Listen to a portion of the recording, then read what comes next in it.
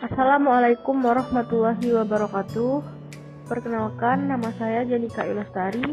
Nah, di video kali ini saya akan menjelaskan tentang nomor 3 UTS Matematika Diskrit oleh Pak Riki Afiansyah. Nah, jadi di soal nomor 3, soalnya adalah buatkanlah soal dan jelaskan mengenai modus ponen, modus tollens, dan silogisme. Nah, yang pertama adalah modus ponen.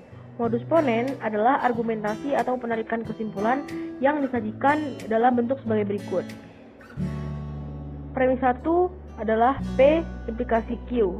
Premis 2 adalah P, kesimpulannya adalah Q. Artinya, jadi di sini kita mempunyai dua buah pernyataan proposisi yaitu P dan Q. Kemudian P dan Q diimplikasikan jika maka. Nah, untuk premis 2 pernyataannya adalah pernyataan P. Nah, kesimpulannya adalah Q. Nah, kita lanjut langsung ke contoh. Jadi di sini kita mempunyai 5 contoh. Contoh yang pertama adalah premis 1. Jika Sari sedang sakit, maka Sari minum obat. Nah, premis 2, Sari sedang sakit, maka kesimpulannya Sari minum obat. Nah, jadi di sini ada dua pernyataan. Yang pertama P, yaitu jika Sari sedang sakit, kemudian diimplikasikan dengan pernyataan Q, maka Sari minum obat. Nah, premis 2 dari rumus modus ponen adalah P, artinya pernyataan P berarti Sari sedang sakit. Nah, kesimpulannya adalah Q, maka Sari minum obat. Nah, untuk contoh yang kedua, jika saya rajin berolahraga, maka tubuh saya sehat. Nah, premis 2, saya rajin berolahraga, maka kesimpulannya tubuh saya sehat. Nah, contoh ketiga, jika Intan suka makan, maka tubuh Intan gemuk. Premis 2, Intan suka makan, maka kesimpulannya tubuh Intan gemuk. Kemudian premis contoh keempat, premis 1, jika Tono rajin menabung, maka Tono cepat kaya. Premis kedua, Tono rajin menabung, maka Tono cepat kaya. Nah, kemudian untuk contoh kelima, jika Nina rajin berlatih, maka Nina juara. Premis 2, Nina rajin berlatih, maka kesimpulannya adalah Q, berarti Nina juara. Kemudian selanjutnya adalah modus tollens.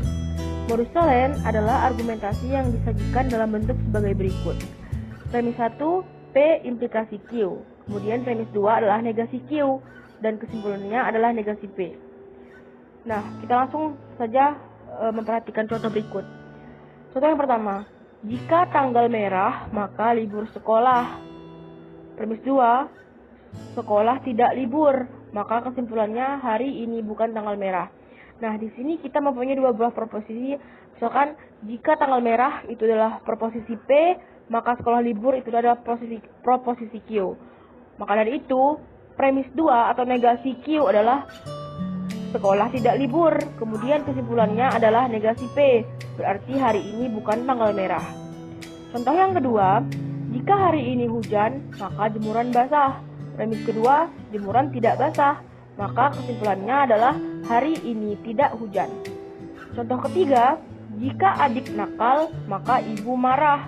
Premis kedua, ibu tidak marah, maka kesimpulannya adalah adik tidak nakal. Kemudian contoh keempat, jika hujan turun, maka Ina memakai payung. Premis kedua, Ina tidak memakai payung, berarti kesimpulannya hujan tidak turun. Untuk contoh kelima, premis satunya, jika guru datang, maka murid belajar.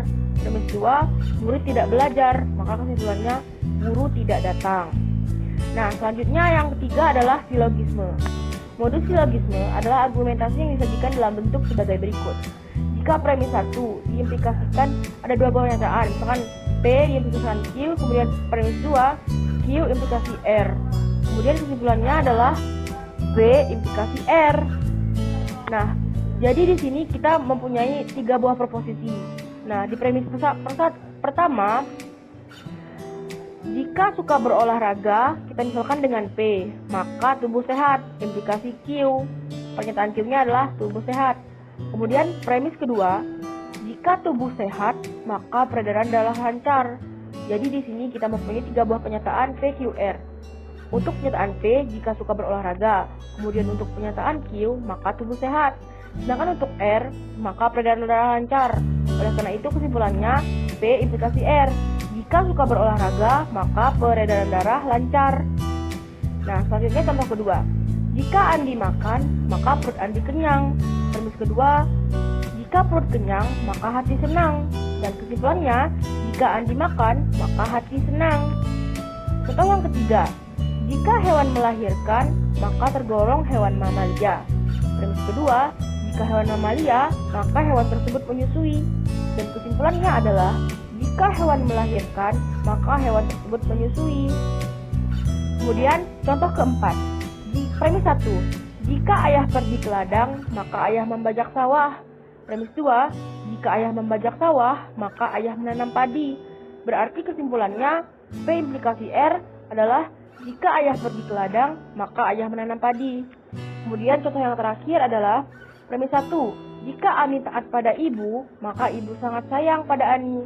Kemudian premis 2, jika ibu sayang, maka Ani dibelikan mukena baru.